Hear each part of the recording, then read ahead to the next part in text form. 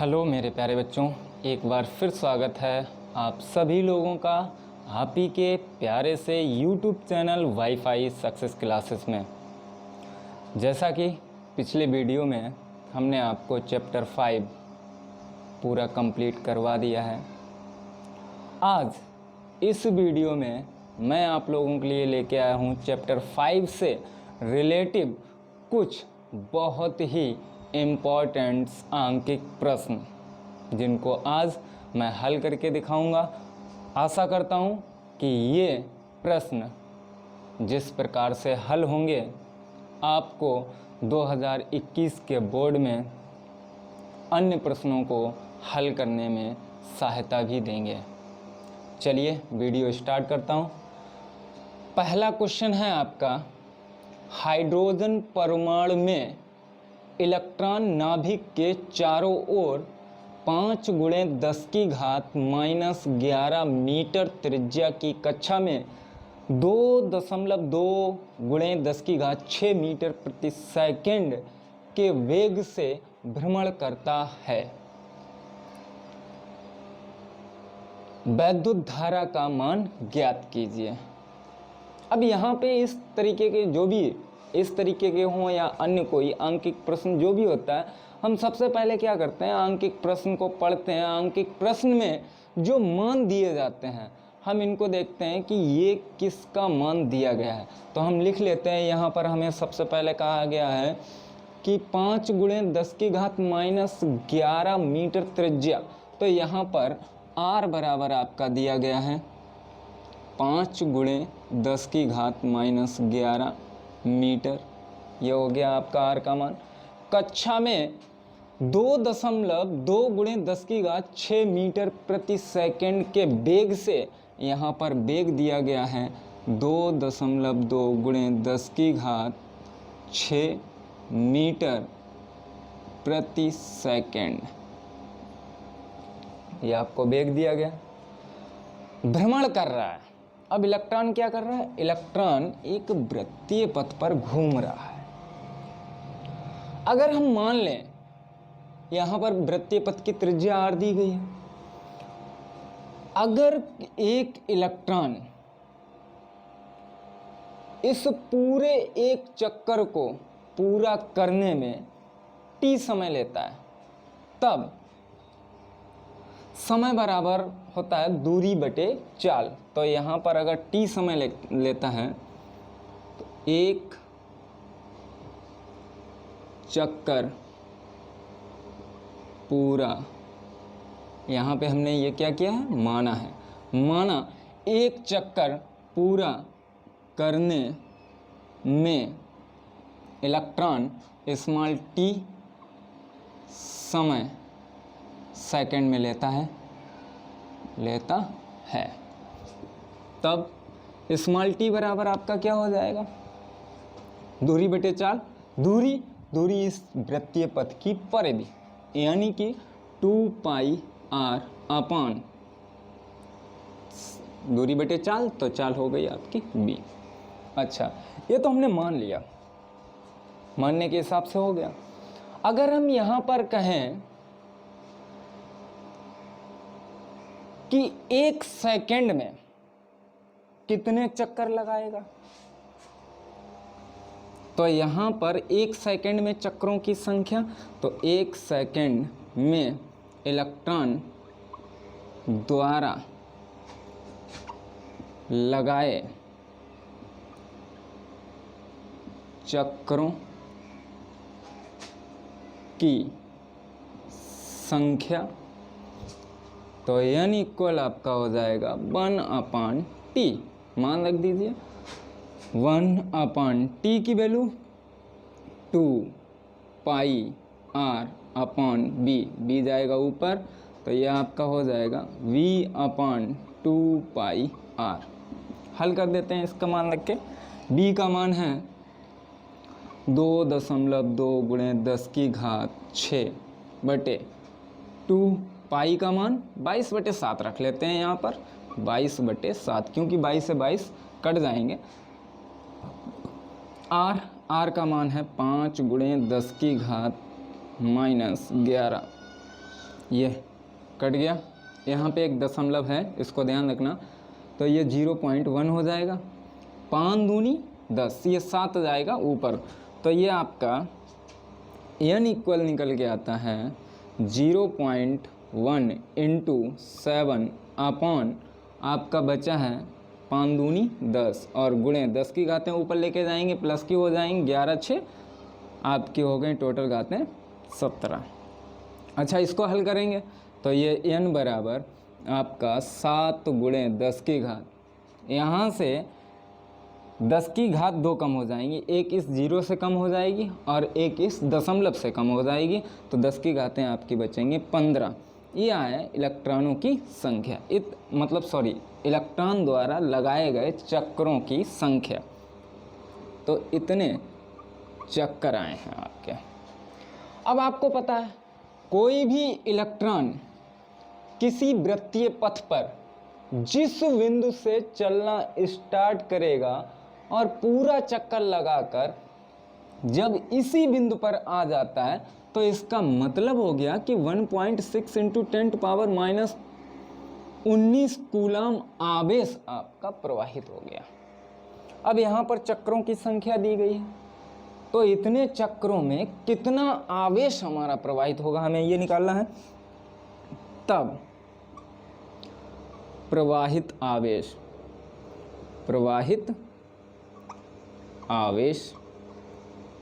तो Q बराबर NE। अच्छा, यहाँ से E का मान रख देते हैं। इलेक्ट्रॉन पर जो आवेश होता है 1.6 इंटू 10⁻⁻19 कूलम, तो यहाँ से आपका Q बराबर N का मतलब है 7 गुणे 10 की घात 15 और गुणे E का मान 1.6 इंटू 10⁻⁻19। इसको कैलकुलेट करेंगे तो आपका Q बराबर आ जाएगा 16 सत्ते 112, एक अंक बाद दशमलव है, गुणे 10 की घात 19 से 15 चली जाएंगी तो आपकी माइनस की बचेंगी 4 कूलम। ये रहा आपका इतना आवेश प्रवाहित होगा। अब हम निकालना चाहते हैं तब प्रवाहित धारा, तब धारा 1 सेकंड में प्रवाहित धारा, क्योंकि ये जो आवेश है आपका 1 सेकंड में प्रवाहित हो रहा है, तो प्रवाहित धारा आपकी हो जाएगी I बराबर Q अपॉन T। I बराबर Q का मतलब है 11.2 गुणे 10 की घात -4 बटे 1, कुल मिला के आपका हो जाएगा I बराबर 11.2 गुणे 10 की घात -4 एम्पियर। ठीक है, अगर आप इसको मिली एम्पियर में कन्वर्ट करना चाहते हैं तो हम इसको लिख सकते हैं 1.12, इधर लेके आएंगे, एक घात कम हो जाएगी, माइनस की 3 घातें हो जाएंगी और फिर हम आराम से लिख सकते हैं मिली एम्पियर। तो ये रहा आपका पहले क्वेश्चन का आंसर। अच्छा, जिसको भी स्क्रीनशॉट लेना हो स्क्रीनशॉट ले सकते हैं। अच्छा, इसके बाद इसको मैं साफ कर रहा हूँ।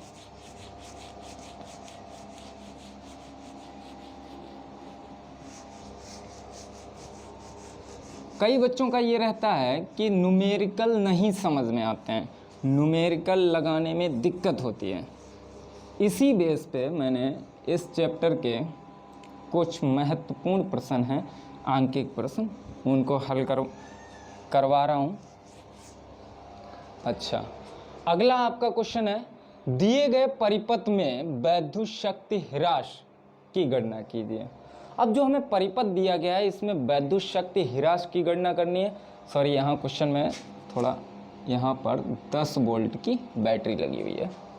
10 वोल्ट की बैटरी हो या कुछ भी हो, अभी यहाँ पर मैंने भूल गया था, यहाँ पर 10 वोल्ट की बैटरी हो सकता है, 10 नहीं आपकी 20 वोल्ट की बैटरी हो, 20 वोल्ट भी हो सकता है, कुछ भी बैटरी आपकी लगी है, तो इसमें शक्ति ह्रास आपको ज्ञात करना है।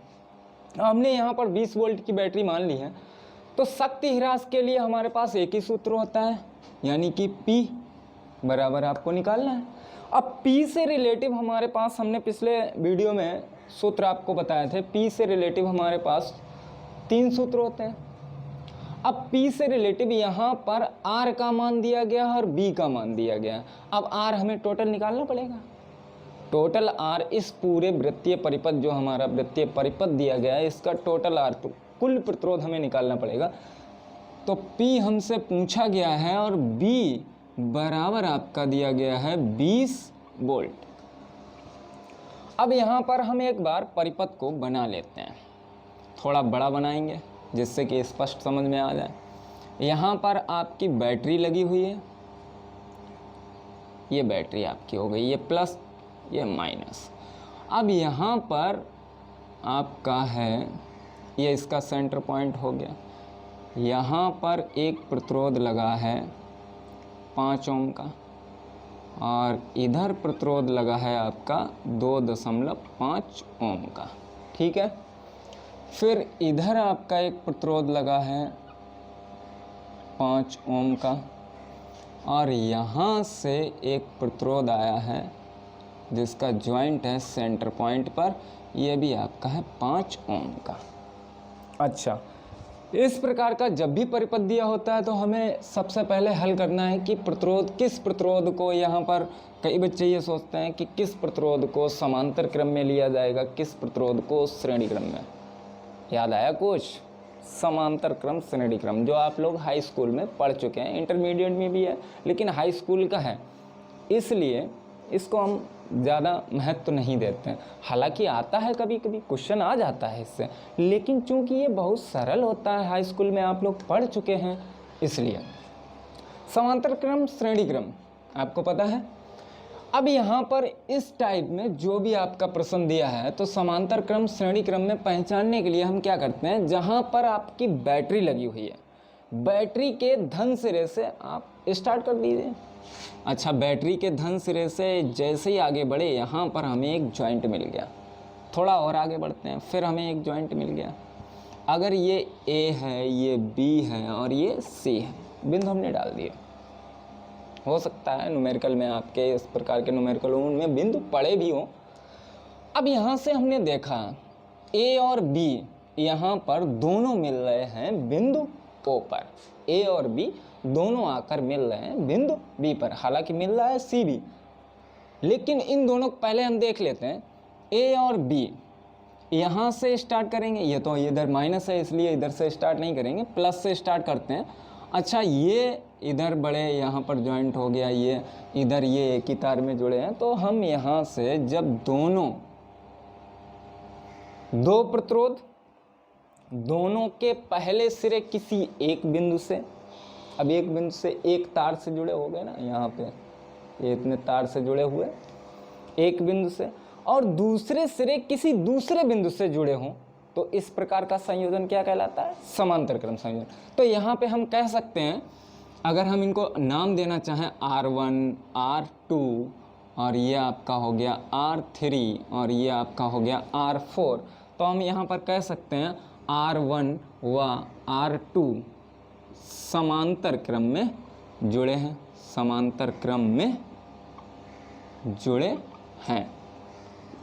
तब कुल प्रतिरोध तो R बराबर 1/R बराबर, समांतर क्रम में है, डायरेक्ट सूत्र भी लगा सकते हैं, लेकिन अगर डायरेक्ट आपको याद नहीं आ रहा है तो हम ऐसे 1/R बराबर लिख देते हैं, 1/R1 प्लस 1/R2। तो यहाँ पे आपका क्या हो जाएगा, 1/5 प्लस 1/5। इसको हल करेंगे तो हल करने पर आपका आएगा 2.5 ओम। R की वैल्यू आएगी 2.5 ओम। हल करके देख लेना, इसको बहुत इजी है। अच्छा, तो R बराबर आपका आया है 2.5 ओम। अब देखते हैं, इन दोनों का काम खत्म हो गया, ये पूरा एक सीधा हो गया, इसका टोटल कितना आया 2.5 ओम। अब इसी चित्र को हम थोड़ा दोबारा बना लेते हैं। किस प्रकार से, ये हमने बनाया, ये इसका सेंटर पॉइंट हो गया। अच्छा, 2.5 ओम, 2.5 ओम और इधर लगा है ये 5 ओम का, और यहाँ पर आपकी है बैटरी। ठीक है, अब जरा देखिए, ये आपका B बिंदु है, ये C बिंदु है। अगर इनको हम देखेंगे तो ये सेंटर पॉइंट से जब ये चालक, ये जहाँ पर दो प्रतिरोध, ये आपका प्रतिरोध लगा है, ये R3 लगा है, ये R4 हो गया। तो ये कहीं ना कहीं व्यास को प्रदर्शित कर रही है। व्यास, तो व्यास का मतलब एक सीधी लाइन। और जब दो प्रतिरोध किसी एक ही तार में जुड़े होते हैं, मतलब पहले प्रतिरोध का दूसरा सिरा दूसरे प्रतिरोध के पहले सिरे से जुड़ा हो, तो इस प्रकार का संयोजन आपका श्रेणी क्रम संयोजन कहलाता है। तो यहां पर लिख देंगे अब R का मतलब ये जो 2.5 ओम आया, R व R3 श्रेणी क्रम में हैं, तब इनका टोटल प्रतिरोध कितना आएगा उसको हम R डैश मान लेते हैं। R डैश का मतलब R और प्लस R3, यानी कि 2.5 और प्लस 2.5 टोटल मिला के आपका 5 ओम हो गया भाई। हुआ? सही है ना?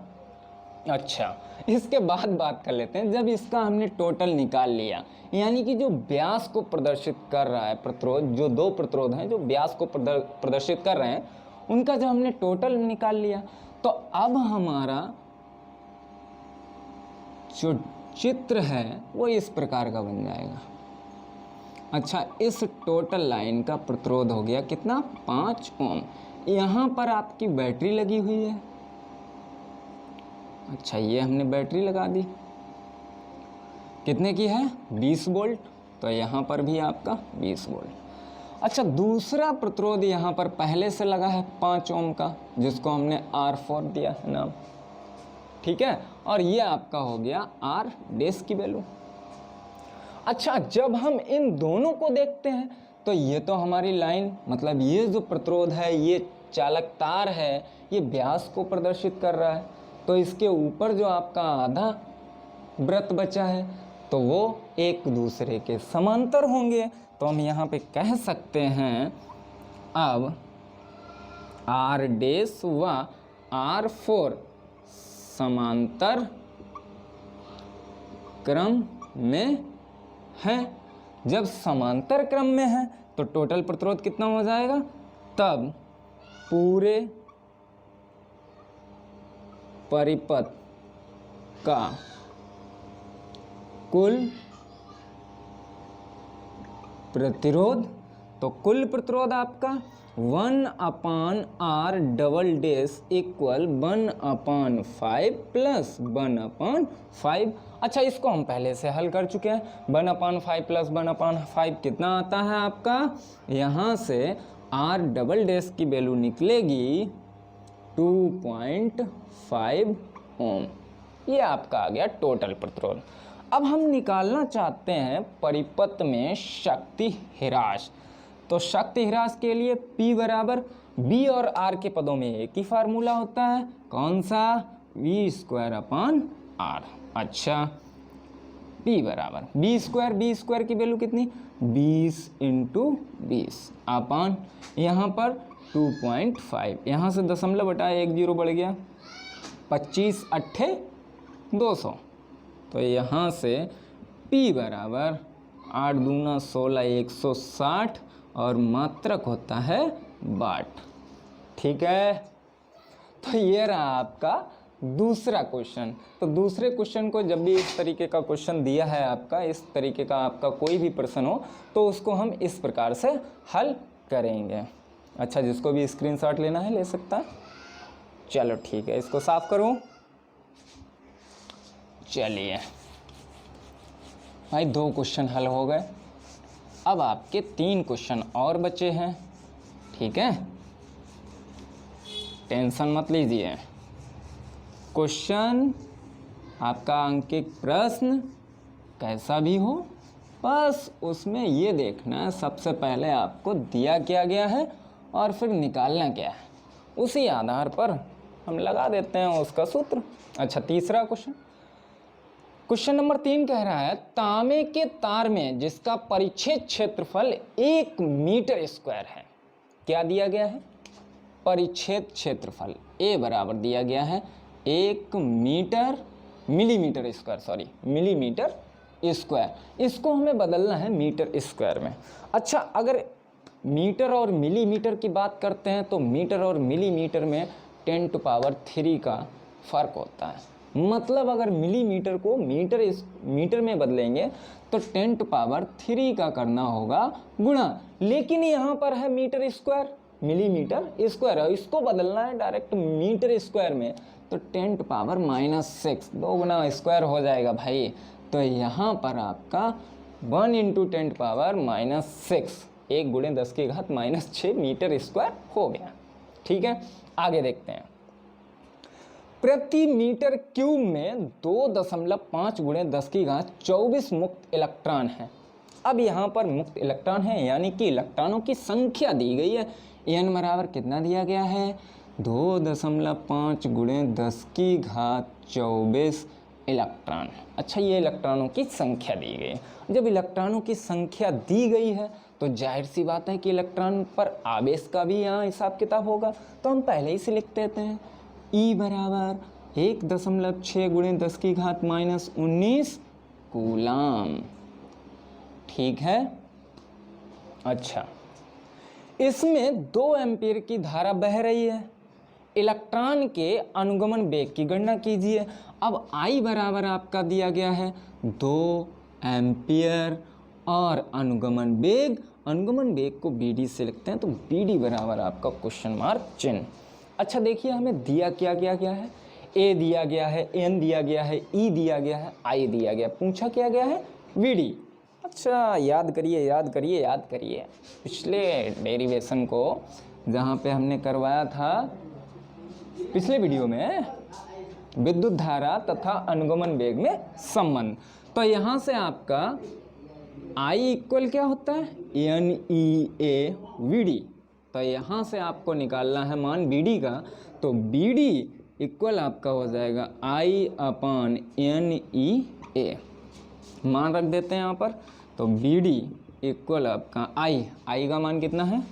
2 अपॉन में N क्या? 2.5 × 10⁻24। अच्छा, इसके बाद में E का मान रखना, तो 1.6 × 10⁻⁻19। इसके बाद में A का मान रखना, तो A का मान है 1 × 10⁻⁻6। ठीक है। अच्छा, इसको हल करेंगे तो यहाँ से दशमलव हटाएंगे, ये 0 बढ़ जाएगा, यहाँ से दशमलव हटाएंगे, ये भी आपका 0 बढ़ गया। ठीक है। देखिए 25 8 आपका हो गया 200। अब यहाँ से 8 में 16 का देना है भाग, तो सीधा सा आप पॉइंट लगा लीजिए, पॉइंट लग गया, 80 हो गया। तो यहाँ से 16 पंचे 80। ठीक है। अच्छा, घातों कैलकुलेट कर लीजिए। 19 माइनस की हैं और 6 माइनस की हैं, टोटल आपकी माइनस की कितनी हो गई? 19 6 गुणा में घातें जुड़ती हैं, ये माइनस की हैं तो जुड़ जाएंगी। 19 6 आपकी माइनस की 25 घातें हो गई। यहाँ पर 24 घातें प्लस की हैं, माइनस की 25 हैं, 24 घातें प्लस की हैं, तो आपकी यहाँ से माइनस की 1 घात बचेगी, ऊपर जाएगी प्लस की हो जाएगी। अच्छा, 10 की घात 1 का मतलब होता है 10, तो सीधा पॉइंट हट जाएगा, 0 चला जाएगा। 5 मीटर प्रति सेकेंड। ये रहा आपके तीसरे क्वेश्चन का आंसर। अच्छा, जिसको भी स्क्रीनशॉट लेना हो तो ले सकते हैं। ठीक है, चलिए इसको साफ कर रहा हूँ।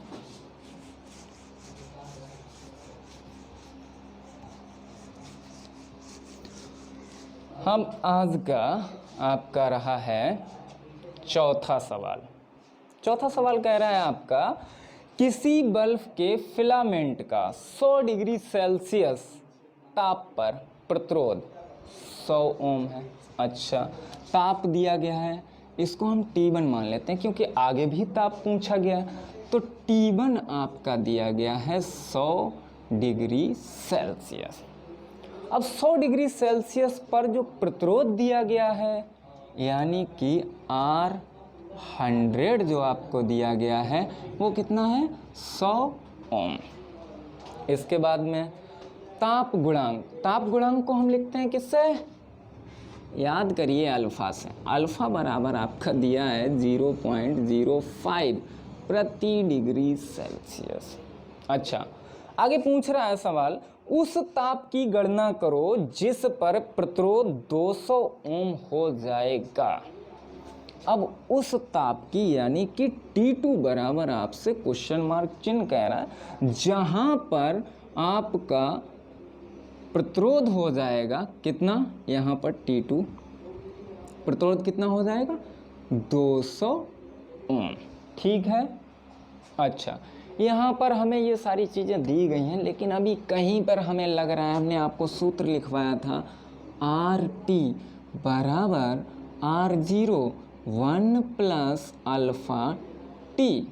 ठीक है, तो यहाँ पर हमें दिख रहा है कहीं ना कहीं अभी R0 तो हमारा मिस है, तो R0 को पहले निकाल लेते हैं। कहाँ से निकालेंगे, इन दोनों से।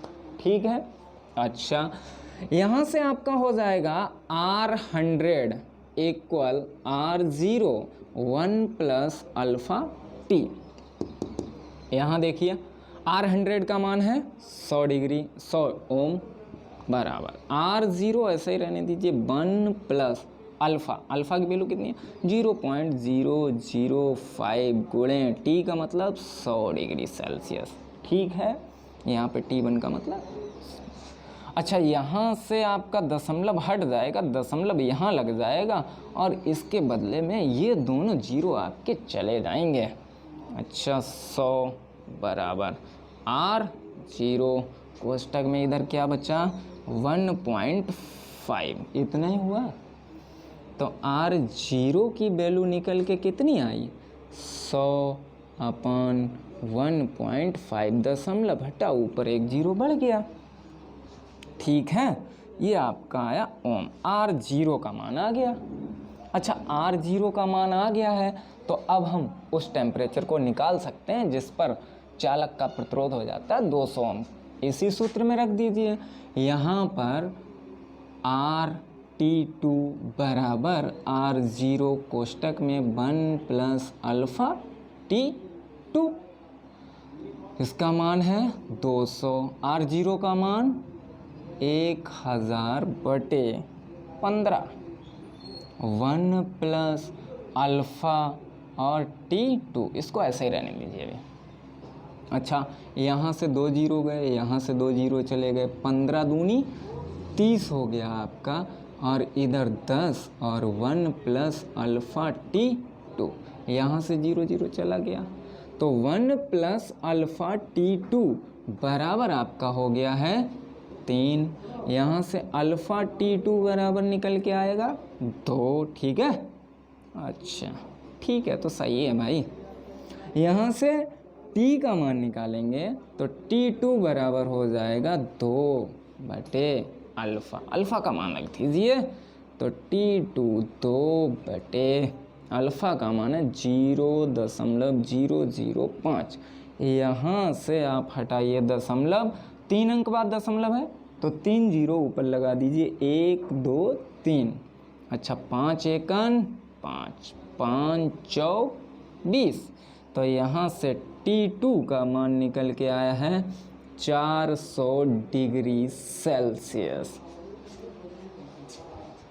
ठीक है ना। अच्छा, यह आपका T2 का मान आया, मतलब वो टेम्परेचर आया है, वो ताप आया है जिस पर उस चालक का प्रतिरोध 200 ओम हो जाएगा। साफ कर दें, चलिए।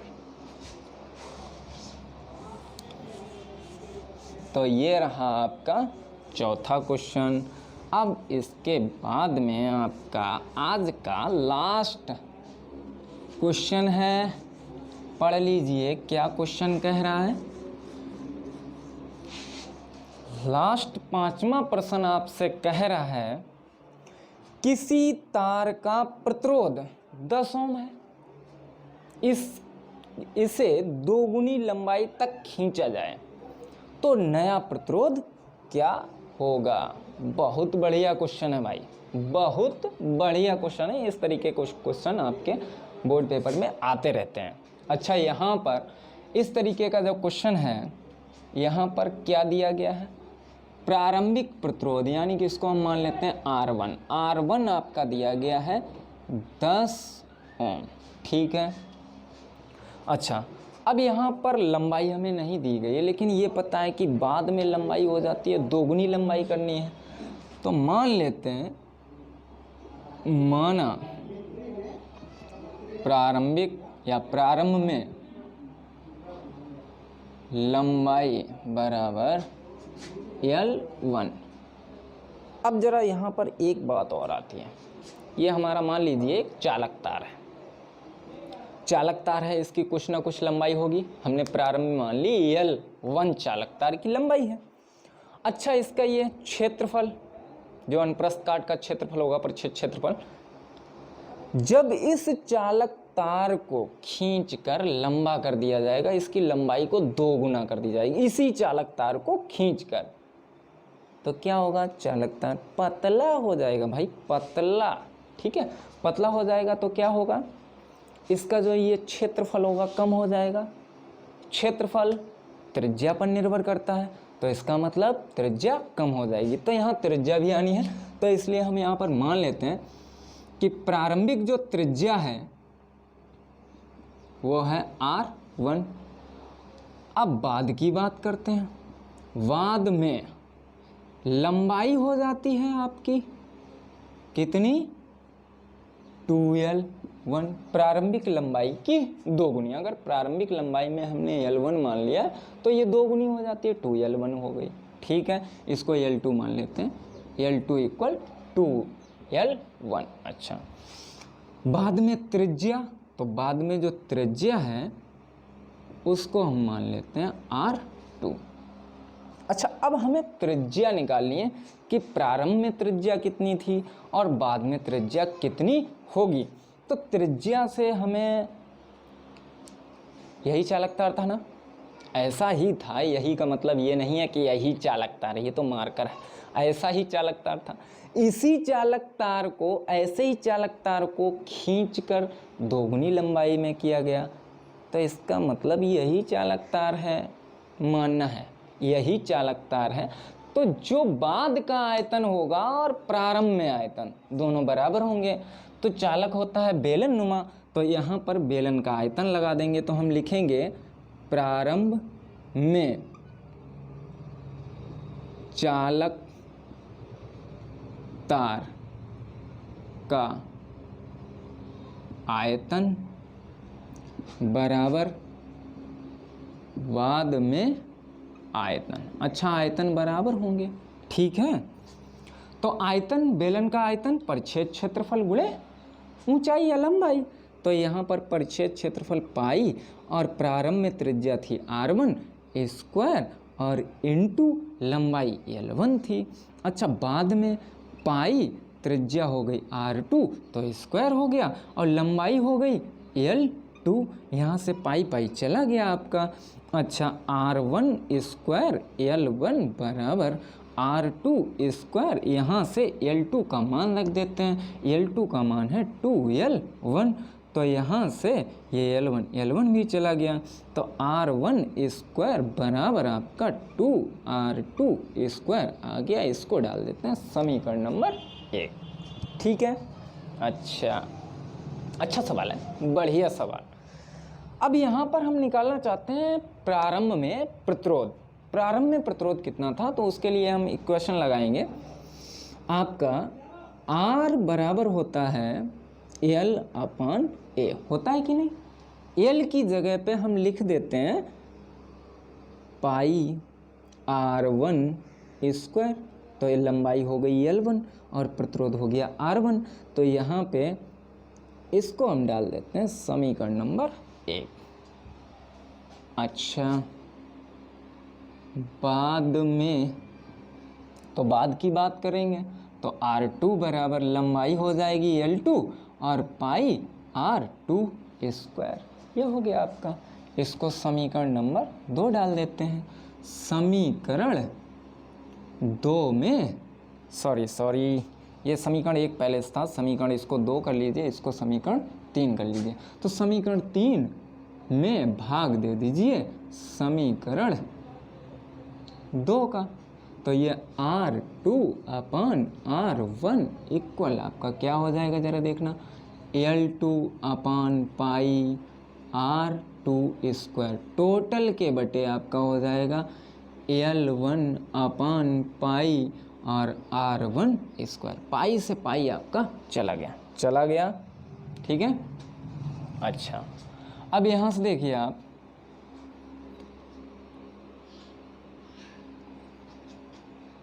R2 अपन R1 बराबर L2 के स्थान पे हम क्या रख सकते हैं, 2L1, ठीक है। अच्छा, ये R1 स्क्वायर ऊपर जाएगा तो इनटू में हो गया R1 स्क्वायर। अच्छा, नीचे क्या है आपका, नीचे बचेगा L1 और R2 स्क्वायर, ठीक है। ये आपका L1 से L1 कट गया, तो R2 अपन R1 बराबर 2। अच्छा, R1 स्क्वायर आया, R1 स्क्वायर की वैल्यू समीकरण 1 में दी गई है, कितनी है, 2R2 स्क्वायर, और बटे आपका क्या है, R2 स्क्वायर। R2 से R2 चला गया, अब आपका क्या बचता है, R2 अपन R1 बराबर 4। कितना हुआ, तो R2 बराबर 4 इंटू R1, यानी कि R2 बराबर 4 इंटू 10, आपका टोटली R2 हो गया 40 ओम, ठीक है। अच्छा, ये आपका 40 ओम इसका आंसर आ गया। मतलब अगर किसी चालक तार की लंबाई को दोगुना खींचकर लंबाई को दोगुना कर दिया जाता है तो इस प्रकार से उस क्वेश्चन को हल करते हैं। इसकी एक शॉर्ट ट्रिक भी है, मतलब इसको बहुत छोटे से 1 या 2 लाइन में इसको हम हल कर सकते हैं। पहले इसको जिसको भी स्क्रीनशॉट लेना है ले सकता है। अच्छा, इसको मैं थोड़ा साफ कर रहा हूँ। अच्छा, अब इसकी बताना चाहूँगा मैं शॉर्ट ट्रिक। शॉर्ट ट्रिक क्या होती है, ज़रा देखिए। यहाँ पर क्या था कि चालक तार की लंबाई को गुना में बढ़ाया जाता था, ठीक है। 4 गुना, 2 गुना, 8 गुना, 12 गुना, 16 गुना, 32 गुना, जो भी गुना में बढ़ाया जाए, या हो सकता है गुना में कम किया जाए, 1/4 गुना कम कर दी जाए, ठीक है। इस तरीके का अगर क्वेश्चन आपके आते हैं तो उनको हम क्या करेंगे, n में जो टर्म है n क्या होगा, n होगा लंबाई, यानी कि नई लंबाई गुना में बढ़ाई गई, यानी कि इसको हम लिख सकते हैं लंबाई का गुना, लंबाई का गुना, ठीक है। मतलब लंबाई कितने गुना बढ़ाई जा रही है, तो n का जो मान होगा n बराबर 2, 4, 2, 3, 4, ठीक है, डाटा कुछ भी कितने भी गुना बढ़ाई जाए, ठीक है। उसके बाद में जो R1 प्रारंभ में प्रतिरोध कितना था और बाद में कितना प्रतिरोध होगा, तो R1 का मान दिया होगा आपको। अच्छा, R2 कितना मान होगा, ठीक है। अच्छा, या बाद में कितना मान R2 का मान दिया हो और पहले मान कितना था, ठीक है। इस तरीके से हो सकता है। अब यहाँ पर इस क्वेश्चन में आपका R1 का मान जो दिया गया था 10 ओम दिया गया था, तो यहाँ पर लंबाई को कितना गुना बढ़ाया जा रहा है, 2 गुना। तो इसी को यहाँ पर R2 बराबर n स्क्वायर R1, इस तरीके का आप सूत्र लगा के इसको एक लाइन में हल कर सकते हैं। कैसे, R2 बराबर n स्क्वायर कितने टाइम, 2 गुना बढ़ाया जा रहा है, तो 2 का स्क्वायर और इंटू R1 का मान कितना है 10, तो यहाँ 2 दूनी 4 गुणे 10, कुल मिला के आपका क्या हो गया 40 ओम, ठीक है। तो ये आपकी छोटी सी एक ट्रिक थी।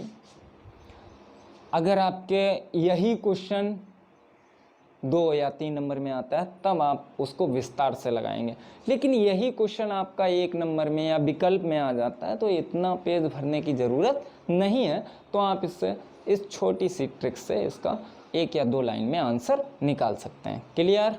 अच्छा, आज का ये वीडियो इन 5 क्वेश्चनों को हल करके समाप्त कर रहा हूँ। नेक्स्ट वीडियो में ये आपका 5वां चैप्टर था वैद्युत चालन, ये आपका समाप्त हो गया है। अच्छा, अगले वीडियो में कुछ बच्चों का कमेंट्स आया है कि सर जो आपका चैप्टर फिजिक्स का चैप्टर नंबर 2 है वैद्युत फ्लक्स नहीं पढ़ाया गया, तो नेक्स्ट वीडियो में मैं आपको वैद्युत फ्लक्स वाला चैप्टर क्लियर करवाऊंगा। तब तक के लिए धन्यवाद। हाँ, लेकिन एक बात, अगर आपको हमारी वीडियो अच्छी लग रही है, आपको फिजिक्स समझ में आ रही है, हम इतना मेहनत करते हैं, तो कम से कम लाइक तो होना चाहिए ना। अरे आप लोग कम से कम लाइक तो कर दिया करो भाई। अगर आप लोग लाइक करेंगे तो हमें अच्छा लगेगा। तो आज के लिए धन्यवाद। खुश रहिए, खुशहाल रहिए, पढ़ते रहिए फिजिक्स। जय हिंद।